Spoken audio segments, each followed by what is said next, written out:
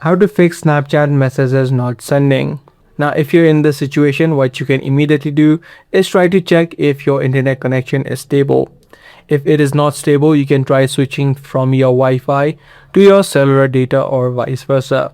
What you can also do is make sure you close the app of Snapchat from the recent app list and then again try to open it.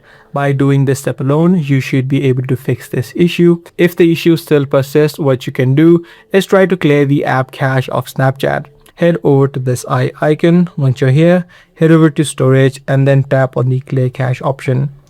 Once you complete this step, what you can also do is try to look for any new updates available. So head over to the Play Store, search for Snapchat, and if there are new updates available, make sure you update this application.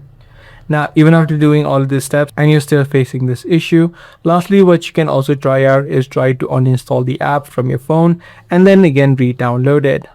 By following these steps, you should be able to fix the Snapchat messages not sending issue. If this guide video did help you out, do let us know by giving it a thumbs up. That's pretty much all for today. I'll see you in the next video.